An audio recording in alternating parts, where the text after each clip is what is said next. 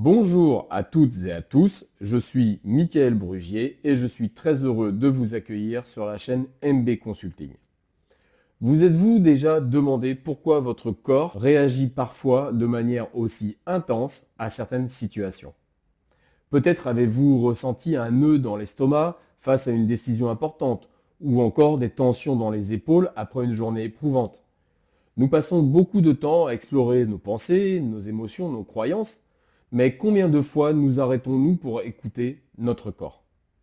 Aujourd'hui, je vais vous parler d'un aspect souvent négligé mais fondamental en psychothérapie et en coaching, l'intégration du corps dans le travail thérapeutique. Vous allez découvrir comment votre corps et votre esprit interagissent constamment, comment les émotions, les traumas et les croyances se manifestent physiquement et comment, en prenant conscience de cela, vous pouvez améliorer votre bien-être.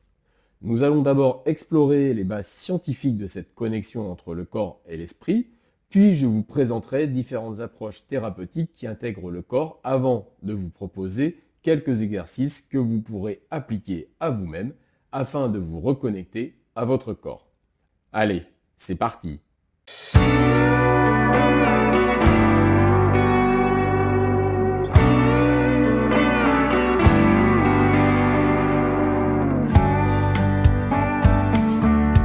Tout d'abord, il est essentiel de comprendre comment le corps et l'esprit sont liés.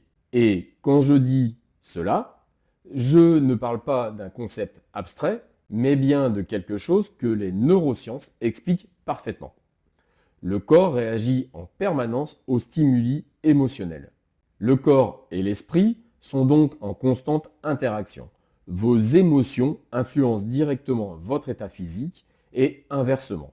Par exemple, en ressentant de la peur, votre cœur va se mettre à battre plus vite, votre respiration va se bloquer et vos muscles se tendre. Ce sont les signaux que votre corps envoie pour vous faire comprendre ce que vous traversez. Ou encore, lorsque vous adoptez une posture droite et ouverte, c'est-à-dire que vous redressez votre dos, ouvrez votre poitrine et détendez vos épaules, cela peut avoir un effet direct sur votre état émotionnel. Des études ont montré que maintenir une posture droite et affirmée peut augmenter les niveaux de confiance en soi et réduire les sentiments d'anxiété ou de tristesse. Inversement, se tenir de manière affaissée, avec les épaules tombantes et la tête penchée vers le bas, peut renforcer les sentiments de découragement ou de déprime. Ce phénomène s'explique en partie par des modifications hormonales. Une posture droite et expansive peut augmenter la production de testostérone liée à la confiance et réduire celle de cortisol, l'hormone du stress. Cette approche démontre comment un simple ajustement de la posture peut influencer votre état émotionnel. Ainsi, en modifiant volontairement votre posture, vous pouvez envoyer des signaux à votre cerveau favorisant une meilleure humeur et une plus grande clarté d'esprit. Notre système nerveux autonome est directement influencé par nos émotions via des structures comme l'amygdale ou l'hypothalamus qui sont responsables de la gestion de ces émotions. Ces structures activent des réponses corporelles automatiques comme la réaction de combat ou fuite en cas de peur. Ce processus est tellement rapide qu'avant même que vous ayez pleinement conscience de la peur que vous ressentez, votre corps est déjà en alerte. En thérapie, on apprend que si le corps exprime nos émotions, il peut aussi nous aider à les réguler. Des pratiques comme la respiration ou certains mouvements permettent de relâcher ces tensions corporelles liées à des émotions intenses d'une manière très concrète. Stephen Porges, un psychologue américain, a découvert que le nerf vague, qui contrôle nos fonctions vitales comme la digestion et la fréquence cardiaque, joue un rôle clé dans la régulation de nos réponses émotionnelles. Il indique que le nerf vague est activé par des sensations de sécurité, il aide à apaiser le système nerveux. En revanche, lorsqu'il est moins actif ou que nous ressentons une menace, notre corps passe en état d'alerte élevé. C'est ce qui explique pourquoi certaines personnes, confrontées à des situations de peur, notamment, ressentent une montée d'adrénaline, des sueurs froides ou des tremblements physiques bien après que la menace ait disparu. L'un des principes fondamentaux en psychothérapie corporelle est que le corps ne ment jamais. Là où notre esprit peut occulter ou refouler une émotion, notre corps, lui, continue de la vivre. Un trauma, par exemple, peut être profondément ancré dans la mémoire corporelle. Bessel van der Kolk, psychiatre néerlandais, dans son ouvrage Le corps n'oublie rien, explique que les traumatismes non résolus se manifestent souvent sous forme de douleurs physiques chroniques ou de tensions. Il vous est probablement arrivé de ressentir des douleurs à l'estomac, des maux de dos ou encore des migraines sans cause médicale apparente. Bien souvent, ces douleurs sont liées à des blessures émotionnelles non traitées. Prenons 3 exemples. Quand vous ressentez de la peur, votre corps est en état d'alerte. Le cœur accélère, la respiration devient plus courte et les muscles se crispent. Deuxième exemple, la tristesse peut être associée à une sensation de lourdeur dans le corps ou encore de baisse d'énergie.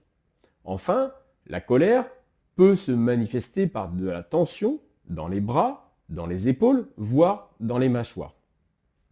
Toutes ces réactions physiologiques sont naturelles. Elles peuvent être excessives ou désagréables. Apprendre à réguler votre corps dans ces moments peut vous aider à calmer ces émotions et à retrouver une meilleure clarté d'esprit. La somatothérapie est une approche parfois utilisée pour aider les clients à renouer avec leurs sensations physiques. Par exemple, en leur demandant de localiser des tensions ou des sensations inhabituelles dans leur corps, puis en explorant ce que cela pourrait signifier sur le plan émotionnel. Cette méthode est particulièrement utile pour les clients qui ont du mal à verbaliser leurs émotions. Je vous invite maintenant à prêter attention aux sensations de votre corps. Lorsque vous ressentez une émotion forte, posez-vous quelques instants et concentrez-vous sur les parties de votre corps où cette émotion se manifeste. Est-ce une tension dans le dos, un nœud dans le ventre? Parfois, le simple fait de prendre conscience de ces sensations permet déjà de les apaiser.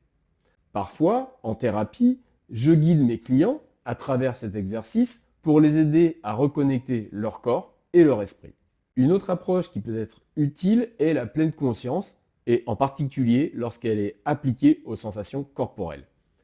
La thérapie cognitivo-comportementale, basée sur la pleine conscience, MBCT, utilise cette approche pour aider les patients à être davantage à l'écoute de leurs sensations corporelles.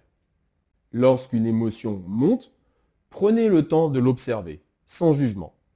Concentrez-vous sur vos émotions corporelles.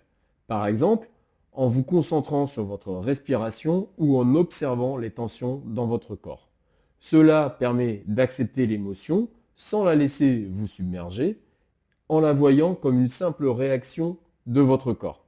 Quand une émotion forte monte, essayez cet exercice de respiration. Prenez une grande inspiration en gonflant le ventre et expirez lentement. La respiration abdominale est un excellent moyen de calmer le corps et de relâcher les tensions. Elle vous recentre et réduit les réactions physiques associées aux émotions intenses. Un autre exercice que je recommande est la cohérence cardiaque. Asseyez-vous confortablement en vous tenant droit et en étirant la colonne vertébrale, puis adoptez une respiration lente, ample, régulière et abdominale. Respirez de manière rythmée en inspirant pendant 5 secondes et en expirant pendant 5 secondes, le tout pendant 5 minutes. Cette pratique agit directement sur le système nerveux pour équilibrer vos réponses face aux émotions et ainsi retrouver un état de calme plus rapidement. Essayez-la dans des moments de tension et voyez comment elle peut vous apaiser. J'utilisais déjà ce genre de technique lorsque j'entraînais, par exemple avec des jeunes qui avaient du mal à récupérer de leurs émotions sur le terrain. Nous avons vu aujourd'hui comment le corps réagit aux émotions et comment vous pouvez l'utiliser pour mieux gérer ces états. L'intégration de la dimension corporelle en thérapie et en coaching est une clé pour approfondir le travail sur soi. Apprendre à écouter les signaux de votre corps peut vraiment transformer votre façon de vivre vos émotions et même vous aider à les apaiser naturellement. La prochaine fois que vous ressentirez une émotion forte, je vous invite à prendre un moment pour observer votre corps. Que vous dit-il? Cela pourrait vous surprendre. Je vous encourage aussi à tester ces exercices et à observer comment votre corps réagit face à ceci. Cette vidéo est maintenant terminée. J'espère qu'elle vous aura apporté pleine satisfaction, des réponses à vos questions, qu'elle vous aura plu. Si vous avez des questions ou des retours, n'hésitez pas à les laisser en commentaire. Cela m'intéresse toujours de savoir ce que ces pratiques apportent à chacun. Je vous remercie d'avoir suivi cette vidéo jusqu'au bout et je vous dis à bientôt.